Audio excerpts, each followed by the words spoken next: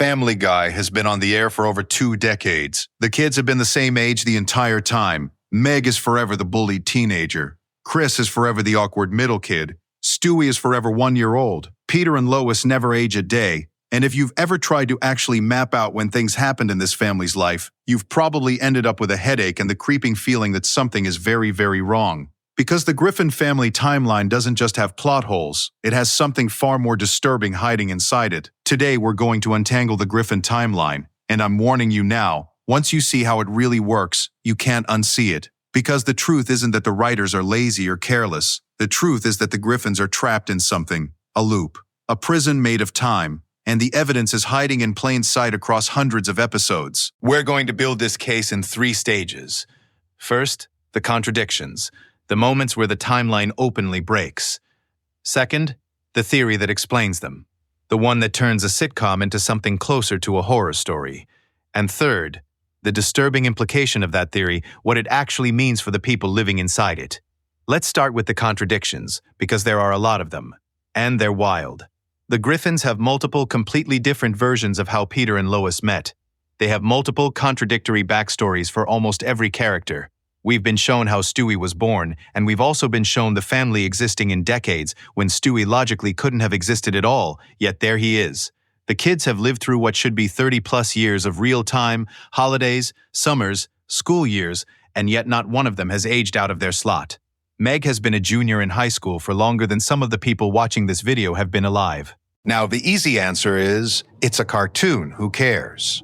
And sure, on the surface, that's the answer. Cartoons run on what's called a floating timeline, where the characters stay the same age while real-world references update around them. The Simpsons does it, South Park does it, it's normal. But here's the first signpost, the thing that makes the Griffins different and disturbing. The Griffins don't just stay the same age. They remember, they reference past episodes, they acknowledge things that happened to them. The show is constantly winking at its own continuity, which means the characters are, in some sense, aware of the time passing around them, even as they remain frozen inside it. They're stuck, and on some level, the show keeps suggesting they know they're stuck. That's where the floating timeline explanation stops being comforting and starts being creepy, because a normal floating timeline means the characters simply don't notice. The Griffin timeline keeps drawing attention to the fact that something is off. Like a dream where you slowly realize the rules don't make sense. So let's get into the theory that ties it all together. And this is the one that's going to change how you watch the show. The disturbing truth is that the Griffin family functions less like a real family and more like a system that resets. Every episode, no matter how catastrophic, ends with the status quo restored. Peter could destroy the entire town. Someone could die. The family could lose everything. And by the next episode, it's all back to normal, as if it never happened, with no one carrying the trauma forward. That's not how memory works. That's how a simulation works. That's how a loop works. Think about what that would actually feel like from the inside. Imagine living a life where every terrible thing that happens to you is erased and reset, over and over, but you keep a faint nagging memory that you've been here before. You'd start to feel like nothing you do matters, like you're a passenger in your own existence. And if you look closely, you can see exactly that creeping into certain characters. The ones who seem aware tend to be the most miserable, and the ones who are blissfully oblivious tend to be the happiest. Here's the plan for the end. Pay attention to which Griffin seems the most aware that something is wrong with their reality, because that character's suffering is the whole key to the disturbing truth, and we're going to name them before this is over. Let's keep building. One of the strangest features of the Griffin timeline is how death works.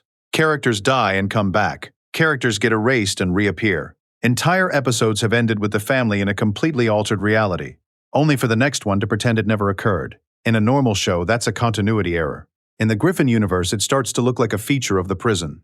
Death isn't permanent because nothing is permanent. The system won't allow a real ending. It just resets the pieces and starts the game again. And this is where the cutaway gags fit in, which most people never think about. The Griffins constantly slip into cutaways, little detached realities where anything can happen, where they can be anyone, anywhere, in any time period. What if those aren't just jokes? What if the constant slipping in and out of other realities is a symptom of a family whose grip on a single stable timeline has completely dissolved? They flicker between worlds because they're no longer anchored to one. That's not comedy. That's dissociation on a cosmic scale.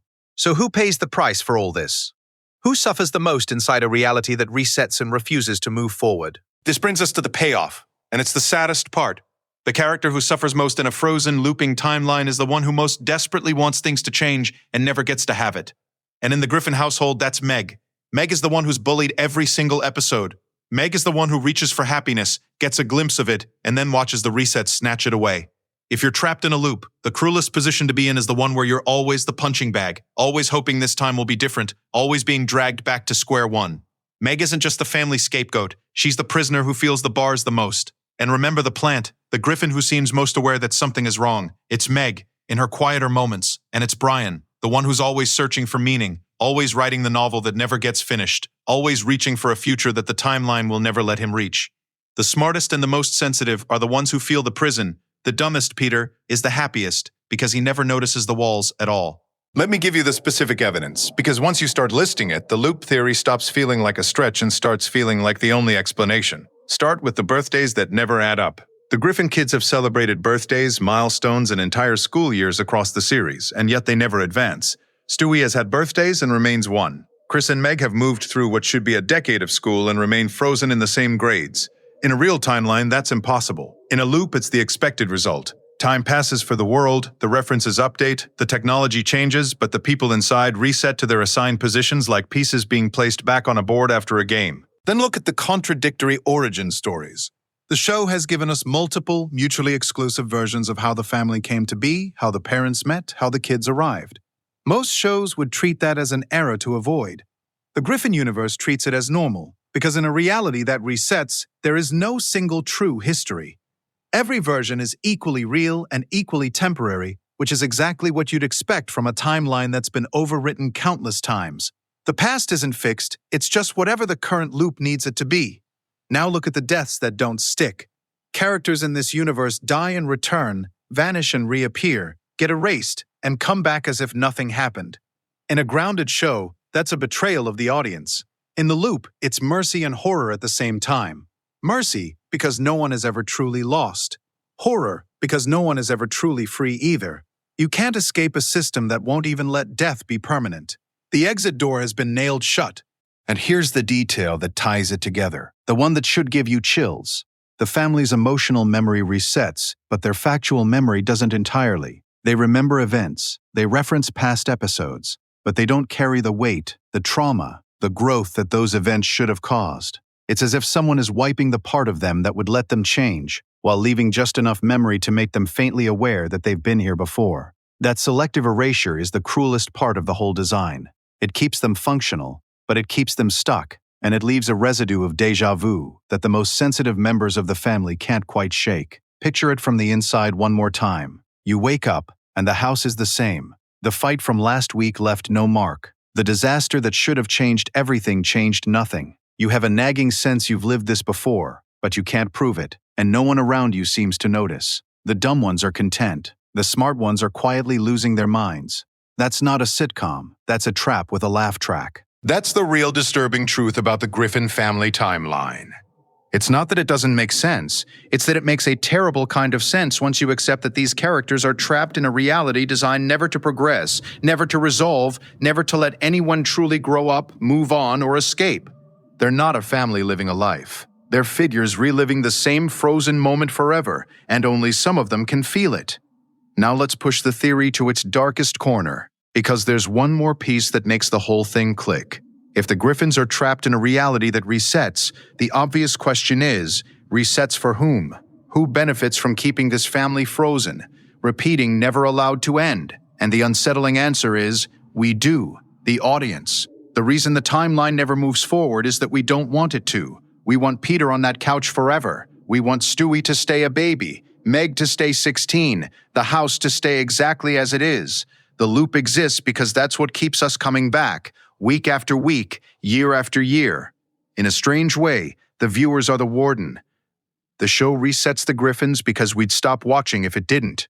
That reframes every reset as something almost cruel. These characters can never grow, never resolve, never get the endings real people get because their entire purpose is to remain available to us, unchanged, on demand. The most sensitive ones, the ones who reach for more, are doomed by design because growth would mean the show ending, and the show ending is the one thing the system cannot allow. Meg will never escape her role. Brian will never finish his novel, not because they can't, but because the format won't let them, and the format is the prison. And here's the final twist of the knife. Because the characters are vaguely aware, because they remember and reference and occasionally seem to sense that something is off, there are flickers where it almost looks like they know they're being watched, like they understand dimly that they exist for an audience that will never let them leave. That's the thing you can't unsee once you've seen it. The Griffins aren't just trapped in time, they're trapped in a show, performing the same lives forever, for us. So here's the bigger idea this teaches you about long-running shows, and honestly about a certain kind of comfort we all seek.